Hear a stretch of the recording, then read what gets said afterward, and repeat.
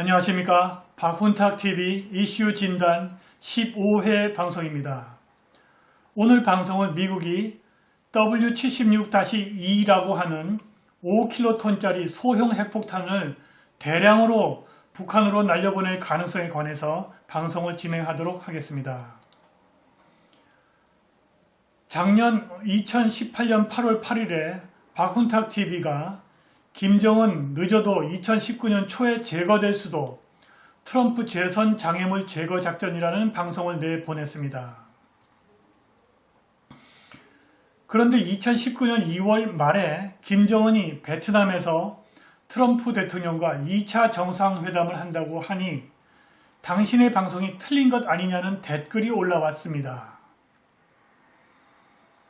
그런데 김정은이 2019년 초 또는 늦어도 2분기에 제거될 가능성이 오히려 증가하고 있습니다.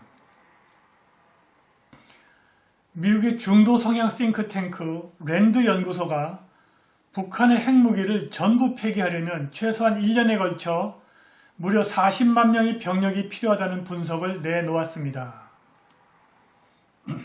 정치인에게 가장 중요한 것은 다음 선거에서 당선되는 것입니다. 트럼프 대통령에게 가장 중요한 것은 2020년 11월 대선에서 재선에 성공하는 것입니다.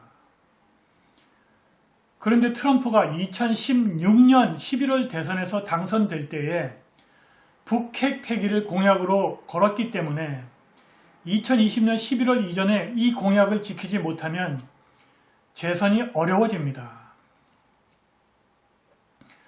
그래서 트럼프가 미국의 전략자산을 한반도 주변에 총동원해서 김정은에게 핵 폐기를 압박했고 마침내 2018년 6월에 김정은이 싱가포르에 끌려 나왔습니다.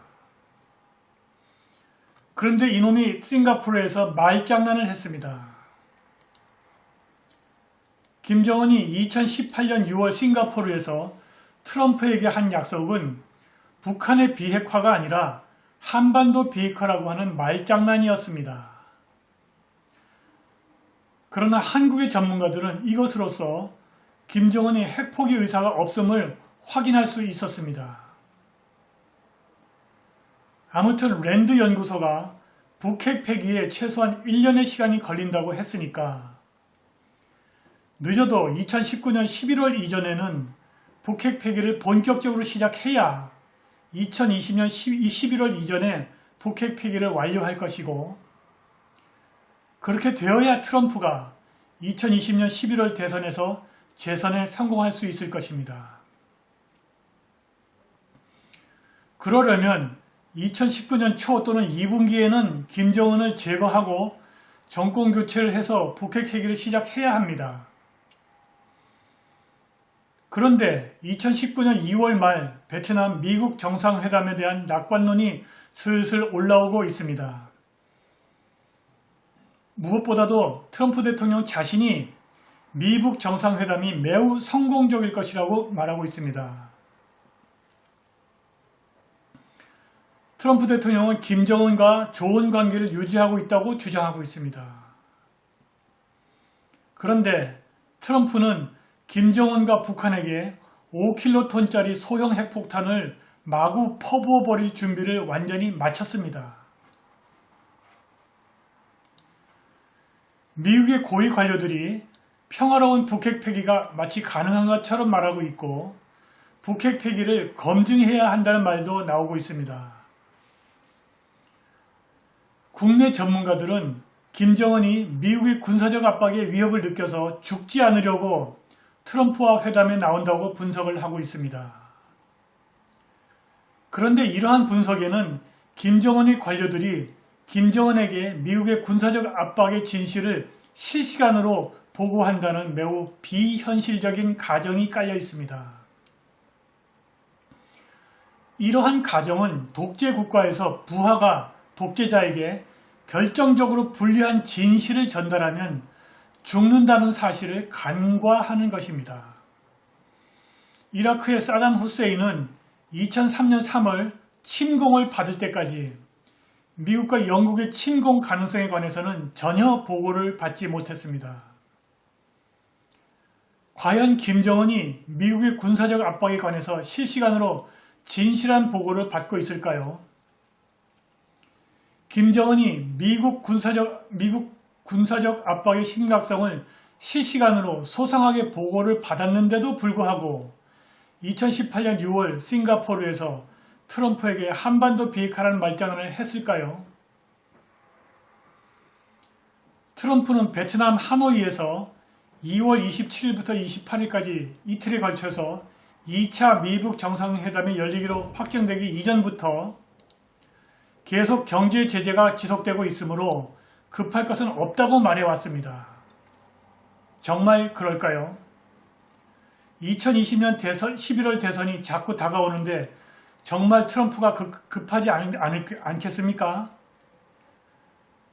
급할 것은 없다는 트럼프의 말은 김정은이 비핵화를 할 때까지 무작정 기다리겠다는 뜻은 아닙니다.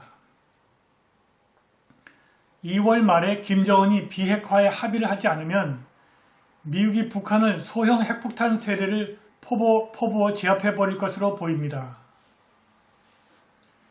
이렇게 되면 김정은의 생존을 보장해 줄 수 있는 것은 아무것도 없습니다. 이미 과한 미군 기지에 B-52 폭격기와 B-2 스텔스 폭격기가 와 있는 것은 알려진 사실입니다.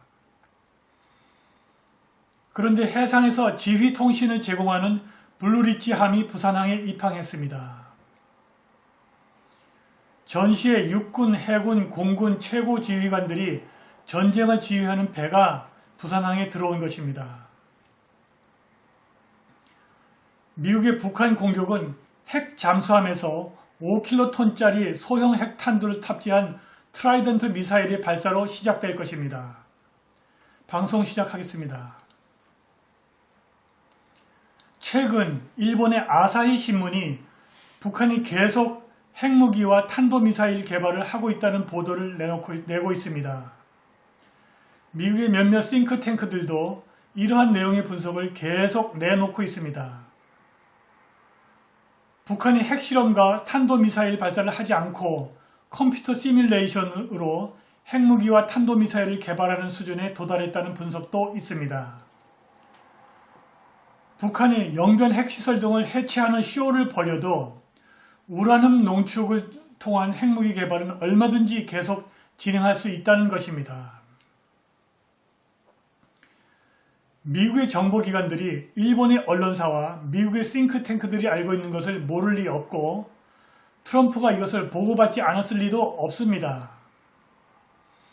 트럼프와 미국 정보기관은 변변한 재래식 무기가 없는 김정은이 핵무기와 탄도미사일을 포기할 수 없다는 결론을 이미 갖고 있는 것 같습니다. 그런데 트럼프 행정부는 마치 북한이 핵폐기를 할 것처럼 분위기를 띄우고 있습니다. 그런데 2월 27일부터 28일까지 양일간에 걸쳐서 베트남 하노이에서 2차 미북 정상회담을 한다는 결정이 내려졌습니다.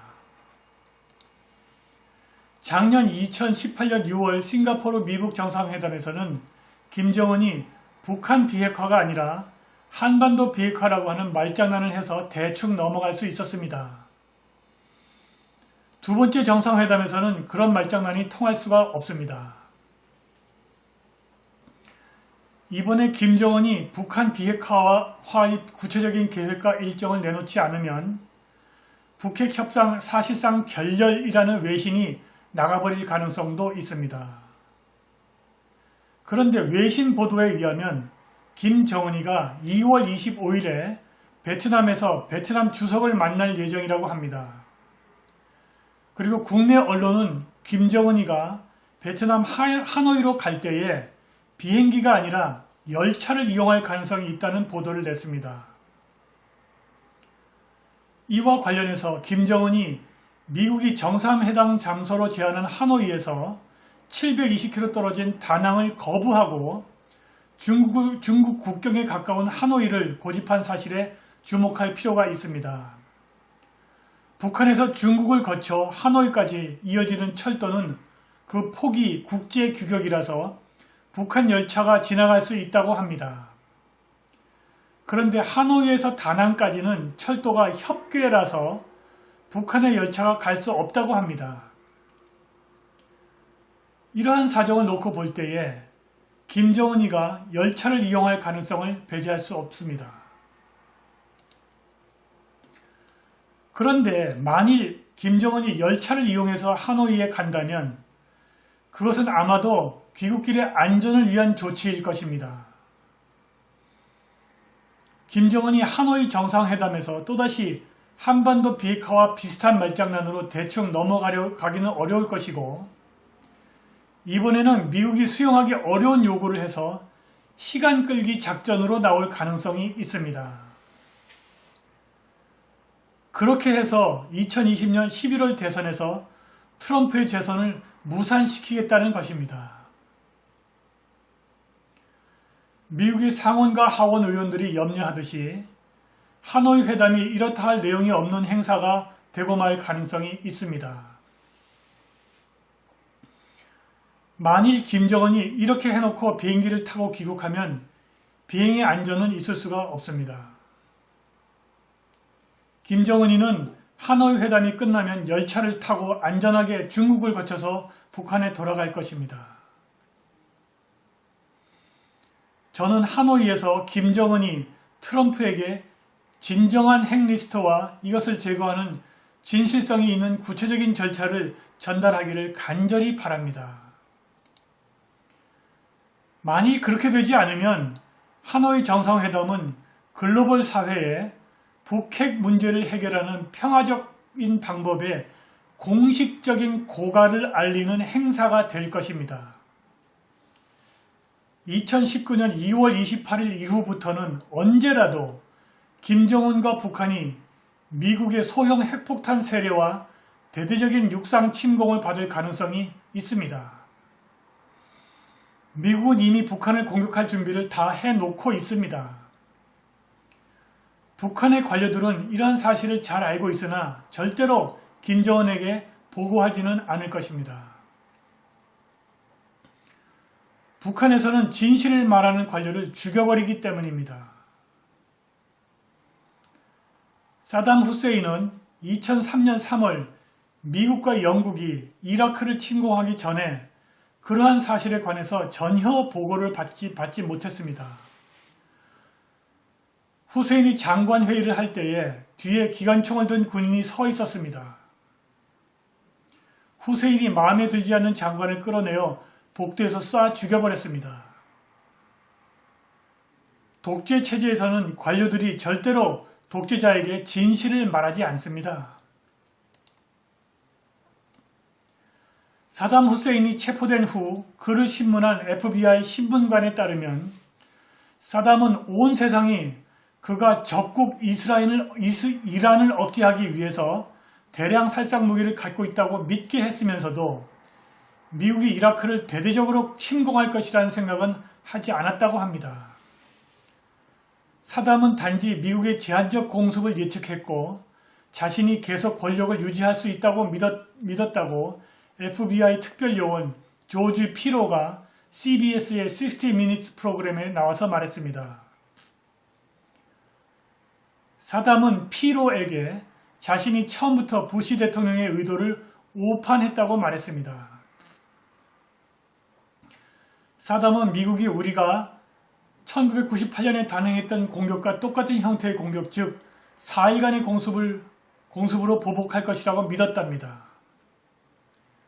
2003년 사담의 측근과 인터뷰를 한 AP통신에 따르면 사담은 미국의 침공을 전혀 예측하지 못했고 대량 살상 무기를 제거한 이후에도 교묘하게 세상이 그의 무기 프로그램에 관해서 계속 억측을 하게 만들었답니다. 사담은 미국 침공 전에 이라크에 대량 살상 무기가 없다고 공식적으로 부인했음에도 불구하고 미국의 사찰팀이 1998년부터 2002년에 이라크에서 사찰 활동하는 것을 거부했습니다. 미국의 사찰팀이 2002년 11월 최종적으로 이라크에서 철수했을 때 이라크가 사찰에 협조하지 않았다고 말했습니다. 피로는 사담이 대량 살상 무기를 갖고 있는 것처럼 보여서 이란의 재침공을 막으려고 했다고 60 Minutes 프로그램에서 말했습니다. 피로는 미국이 침공이 시작될 무렵에 사담이 화학, 생물학 그리고 핵무기 프로그램을 다시 시작할 의도를 갖고 있었다고 덧붙였습니다. 그런데 김정은은 실제로 대량 살상 무기를 갖고 있고 핵무기 그리고 탄도미사일 개발을 계속하고 있습니다. 지금 김정은은 미국과 영국의 침공을 받기 직전의 사담 후세인보다도 훨씬 더 위험한 상황에 있습니다. 미국이 김정은의 동선을 실시간으로 파악하고 있고 주요 핵시설의 좌표를 획득했을 것으로 보입니다. 미국은 이러한 목표를 타격할 소형 핵폭탄의 대량 생산과 실전 배치를 마친 상태에 있습니다. 여기에 관해서 좀 자세히 알아보겠습니다. 미국이 새로운 미니 핵폭탄을 만들어서 핵전쟁의 가능성을 높이고 있습니다. 지난달, 그러니까 2019년 1월 달에 미국의 The National Nuclear Security Administration, 이전에는 Atomic Energy Commission이었는데 이 National Nuclear Security Administration이 텍사스주의 펜핸들에 있는 펜텍스 핵무기 공장의 조립 라인에서 새로운 세대의 핵무기를 대량으로 생산했다고 발표했습니다. 이 무기의 이름은 W76-2인데 핵 잠수함에서 발생하는 7,500마일 이상 날아가는 트라이던트 미사일에 탑재되도록 만들어졌다고 합니다. 2018년 9월 달에 숫자 미상의 W76-2 핵무기가 해군에게 전달되었다고 합니다. 이 새로운 핵무기는 트라이던트 미사일이 수십 년 동안 탑재했던 100킬로톤짜리 열 핵무기보다는 훨씬 덜 파괴적인 5킬로톤이라고 합니다. Union of Concerned Scientists라고 하는 단체의 스티븐 영에 따르면 W76-2의 파괴력이 1945년 8월 6일 히로시마에 떨어진 핵폭탄의 3분의 1에 불과하다고 합니다. 그런데 이렇게 약한 파괴력이 오히려 W76-2를 더욱더 위험하게 만든다고 합니다. W76-2는 트럼프 행정부의 핵전쟁 유연성에 대한 요구에 부응하려고 만들어졌다고 합니다. 트럼프가 유연한 핵전쟁을 원하고 있고 이를 위한 핵무기가 이미 실전에 배치된 것입니다. W76-2는 핵전쟁 억제를 위해서 만든 것이 아니라 실제로 핵전쟁에 사용하려고 만든 것입니다. 이것은 생각할 수 없는 것, the unthinkable을 생각할 수 있는 것, the thinkable로 만들었습니다.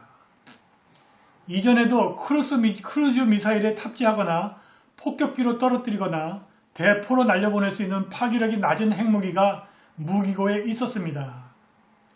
이들은 전술 핵무기로 명명되었고 국지전에 사용하려고 만들어졌었습니다. 그런데 그들은 대부분 냉전이 끝난 이후 미국과 소련의 군비 축소 과정에서 다 폐기되었습니다. 전술 핵무기 폐기는 확전의 철칙, The Iron Law of Escalation에 따른 것이었습니다.